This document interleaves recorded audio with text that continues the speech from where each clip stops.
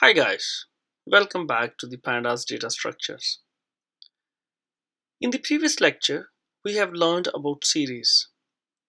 Let's talk about data frames now, which is the second workhorse for Pandas.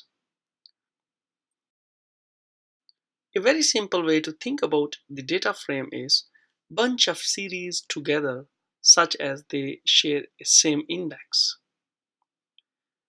A data frame is a rectangular table of data that contains an ordered collection of columns, each of which can be different value type like numerical, string, Boolean, etc.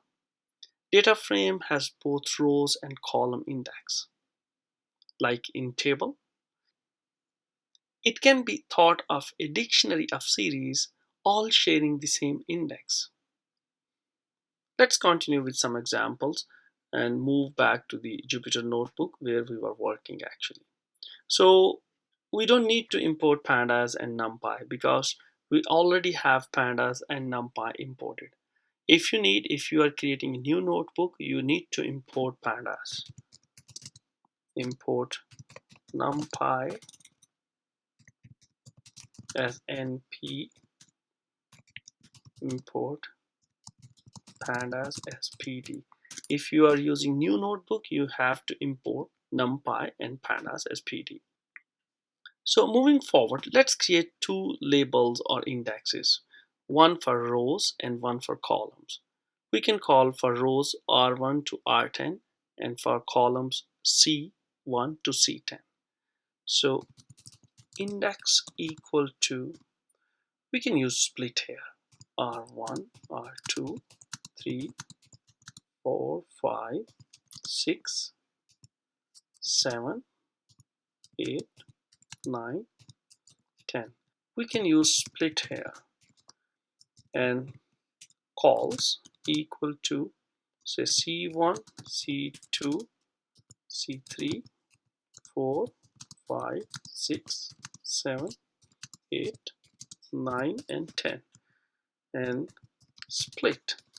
Split will take it as a string and split the values at white space and return the list of C1, C2 up to C10. And now we need data as well. So array 2D, we can use numpy arange. I hope you still remember that, from 0 to 100. And we want two-dimensional array, and let's reshape this to 10 by 10. Let's run this cell here. So we have index, calls, and array 2D as a data. Let's check them. It's always good to check. So this is our index, R1, R2 to R10. Calls, this is our column, and this is our data. Let's use index, column, and array 2D to create a data frame now. So pandas provide pd dot data frame. If we check its document string, so we know we pass in data, we pass in index, we pass in columns, data type, we have data, we have index, we have columns. If you want to read more about data frame, you can scroll down and read this document string. This is always useful. So let's pass in our data is 2D and our index is index and our columns calls. Let's say this is equal to df, and then we run this cell and let's see how this df looks like. Here it is. This is our first data frame. C1, C2, C3 up to C10 are our columns, R1 to R10 are our rows, where array 2D 0, 1, 2, 3 up to 99, these are the values for the respective column and row for our data frame. Each column is actually a pandas series, sharing common index like row labels here. So once again, the most important thing is grabbing data from this data frame. Let's learn how to grab data that we need. This is the most important thing. We want to learn to move on because we are going to work with data frames and we need to know how to grab the data from the data frame. So what if we want to grab a single column, say C1? We pass in C1 to data frame and here it is. This output looks like a series. Also, this series have the same index as our data frame, like R1 to R10, R1 to R10, and our series is column 1, which is this data frame's column C1. Let's check its type. We know we can check its type using type type and pass in this one. So here it is. This C1 is a pandas core series type. So what if we want to grab 2 columns instead of 1? Then it's again very simple. We simply pass in list of those columns that we want in the output. Here it is. So now we have 2 columns, C1 and C2, and both are sharing the same index. Similarly, we can grab 3, 4, like we can grab, say, instead of C1, we can grab C5 and C3. So C5 and C3, the order doesn't matter here. Whatever we are passing, we are getting in the output. So moving forward, instead of passing in the square brackets, we can say df.c1 as well. So it's returning the same value what we are getting from this code. However, this is not commonly used. It's always good to pass in the columns in square brackets. And if we want more than 1 or 2, pass in the list. So, but it's good to know that we can access this column with dot. So moving forward, so let's print the data frame again. We can add new column to our data frame, like df. We want to add a new column, say new. We can do some addition here. df, say we want c1 plus df c2. So what we want to add a new column, which is actually the sum of column 1 and column 2. And we want to see how our data frame looks like. So here it is. We have a new column which is actually the sum of C1 and C2. So what if we want to delete a column now? We can call drop on our data frame, like df dot drop. Let's try this one and pass in new here. This is not going to work and I will tell you why. Here it is. It's telling labels new not contained in axis. So if we check the document string here, the default value of axis is 0 and 0 refers to the rows. We want to delete a column, so we need to pass in the axis because it's taking 0 here. We need to tell him it's not 0, it's 1 here. So let's try 1. It's working now, so we don't have the column new here. Let's check if we have deleted this column new. Let's print df again. Oh, it's back. So we have not deleted this column new. It is still a part of data frame df. But here it's not coming out because we are dropping temporary here. To delete this column, we need to tell data frame that please delete it actually. Pandas is very generous. It doesn't want us to lose the information by any mistake. To delete this permanently, we need to tell Pandas to delete it. df dot drop we want to delete new, and axis we want to delete a column, and we need to pass in another argument in place true. If we check the docstring, by default in place is false. So when in place is true, it deletes the column permanently. So let's check our data frame now. So now we have deleted this column new. So what if we want to work with rows? We know how to retrieve data from columns. We want to retrieve rows by their name or position. So for rows, we have LOC and ILOC functions. LOC access a group of rows and columns by labels. Like, let's see if we have df dot LOC, we pass in, we want R1, we want this first row. So our output is C1, C2, all the columns and the respective data. On the other hand, ILOC is index-based location. Like this one is 0, 1, 2, 3, 4, 5 up to certain index. So what if we want to get data based on index? Then ILO,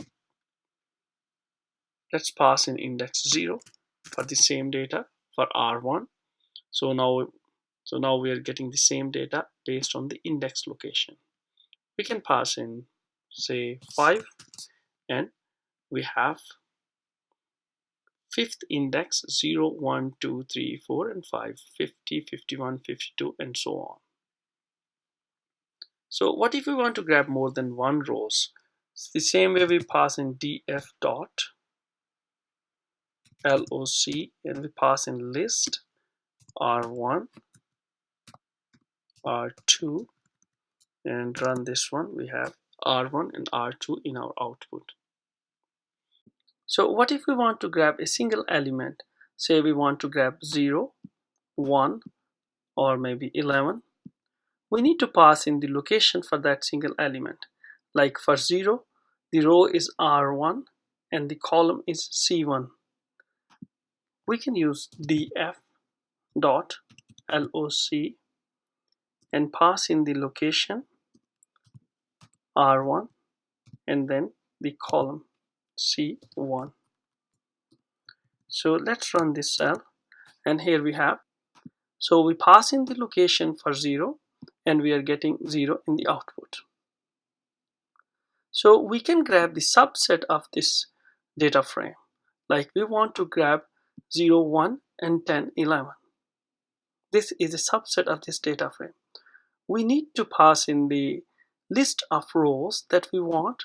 In this case, we want R1 and R2 for 0, 10, 1, 11, and column C1 and C2 for 0, 1, 10, 11. So to grab the subset of the data frame, we need to pass in the list of rows that we want and the list of columns that we want. Let's grab these elements 0, 1, 10, and 11. df dot LOC, and then we need to pass in the list R1, R2, and for columns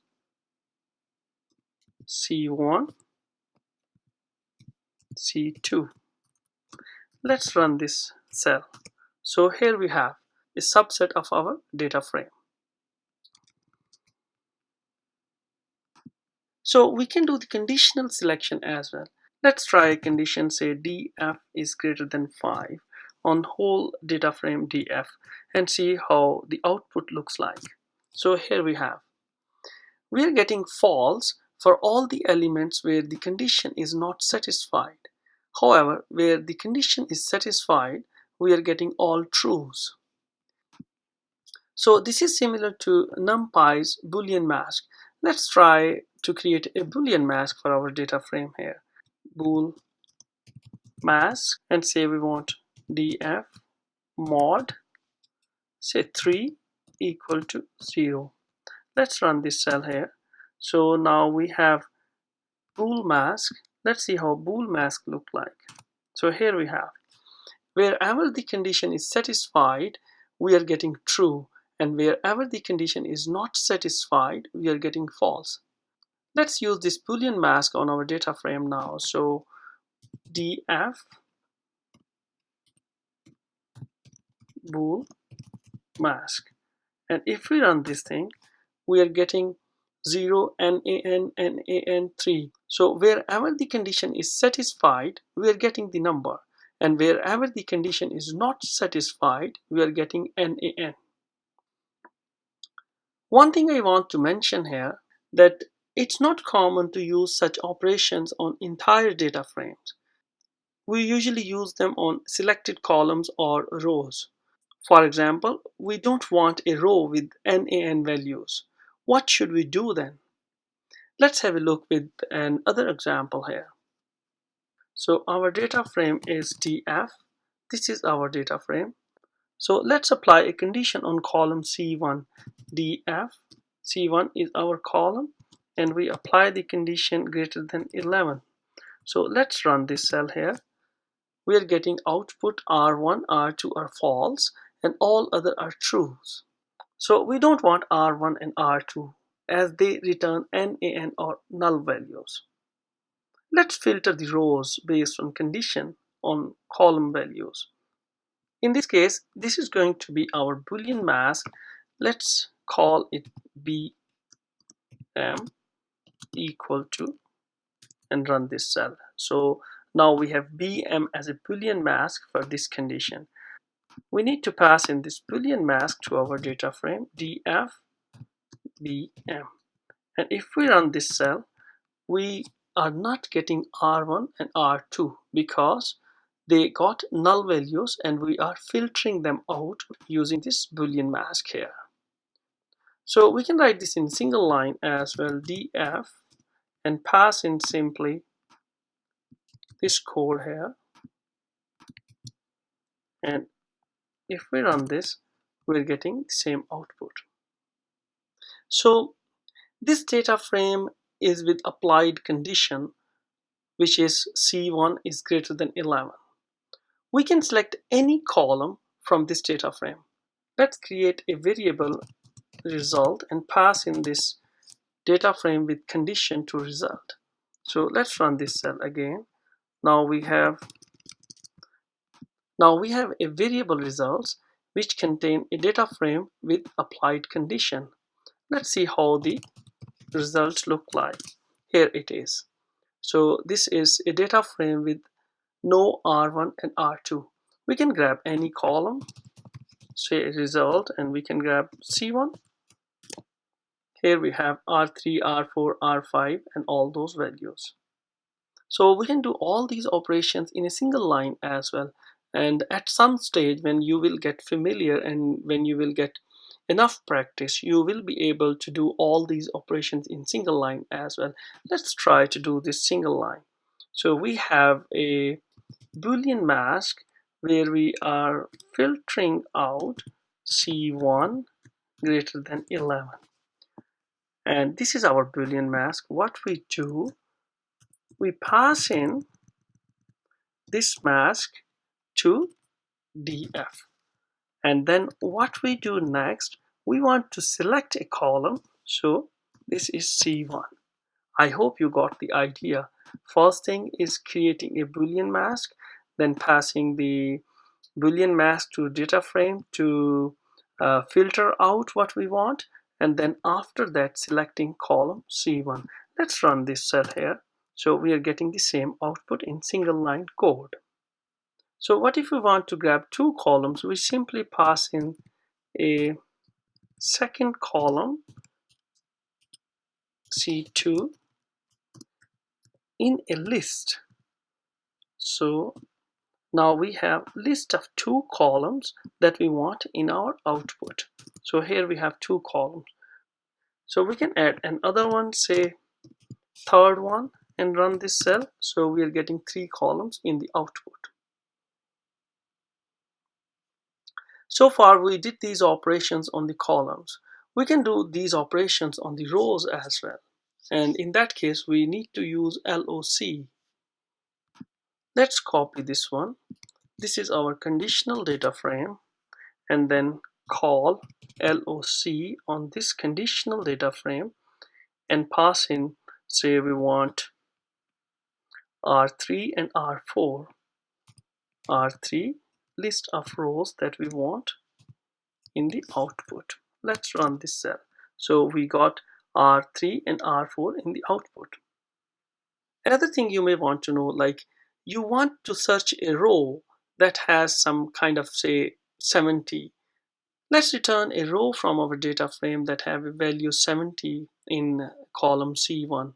So in that case, our mask will be C1, and what we want equal to 70, and we'll pass in this to df, and let's run this cell. So we got the output R8, which contains 70 in column C1. So we can combine two conditions as well. Let's try on C1 for a value, say, greater than 60, and on C2 for a value, say, greater than 80. So let's write down the conditions first. df, and we said C1 greater than 60, and df C2, we said greater than 80. So if you remember, it's always a good idea to separate them using parentheses. Now this is our one condition on C1, and this is our second condition on C2, and AND operator, we want both conditions to be satisfied. So this is our mask. What we need to do, we need to pass in this mask to df. So this is mask with two conditions, one on C1, one on C2, and we are passing this mask to df, and let's run this cell. What we get in the output. So here it is. So based on this condition, we are getting two rows, R9 and R10, where C1 is greater than 60 and C2 is greater than 80. Let's repeat this cell with and run this. This is giving us error. It is saying the truth value of a series is ambiguous. So this ambiguous means true only work for a single Boolean at a time. True and false. So the above code using AND gets confused with series of true and false, which raises error. So we, instead of AND, we have to use this AND symbol. In case of OR operator, we need to use the corresponding symbol for OR operator, which is this bar type of object. Here it is. So moving forward, let's have a quick look on a couple of very useful methods. So let's talk about reset index and set index first. Let's output our data frame first. So this is our data frame, and we want to reset the index for this data frame to its default numerical index, which is 0, 1, 2, 3. To do this, we need to call df.reset underscore index method on our data frame. And if we look at the document string, we have in place false, which is default value. So let's copy this one and paste it here and set it to true. And let's run this cell and see how the data frame look like now. So here we have, so now we have the index of our data frame, which is a numerical index, and default index, which is 0, 1, 2 up till 9. So another very common thing what we face most of the time, like we have a data and we see there is a column that can be used as an index, and that is very useful if we set that column as an index. Let's create a column first, and new ind equal to a, b, c, d, e, f, g, h, I, and j. These are 10 alphabets. We can use split to create a list, and let's print this as well. So this is our list. Let's add this new int as a new column to our data frame, and we know how to add this as a new column to our data frame. df new int and equal to new int, and let's output our data frame as well. So let's run this cell. So we have new int as a column in our data frame. So we think this new int is a very good index for our data frame, and we want to set this new int as an index to our data frame. Here we can call set index on our data frame. df dot set underscore, remember we can always use tab for autocomplete, set index, and if we check shift tab, we have keys and in place false. So we want to set in place true because we want a permanent change, and keys is the column labels or list of column labels. So we have column labels, which is new in, and now in place equal to true. So let's run this cell and see how the data frame look like. Here it is. We got new int as a new index to our data frame. Another set of methods is head and tail. Head, tail. Head returns the first n rows of our data frame. So let's call head on our data frame df.head. If we press shift tab, the default value is 5. So but we can pass in any value. Say we want 2. So we get first 2 rows of our data frame. And if we don't pass anything, so default is 5 and we're getting 5 in the output. Let's call tail on our data frame and pass in 2 here as well. So it returns the last 2 rows in our data frame. Info is another very useful method which provides a concise summary of the data frame. Let's call info on our data frame df.info and run this cell. So what it tells, our data frame has 10 entries A to J, and these are the columns, 10 values in each column, non-null, and their type. So it's a concise summary of our data frame. At the end of this lecture, I want to introduce another very useful method, describe. Let's call describe on our data frame and see what it is returning. So here it is. Describe actually generates a descriptive statistics that summarizes the central tendency, dispersion, and shape of the dataset's distribution, excluding NaN values. See, here we have count, 10 each, mean, STD, standard deviation, min, max, and so on. So guys, this was all about data frames at the moment. I hope you got a very good understanding on Pandas data frame. I recommend revise this lecture because we are going to use data frames very often in our coming lectures, especially in machine learning. In the next lecture, we are going to talk about hierarchical indexing, which is another very important topic. Let's move on to the next lecture. Good luck.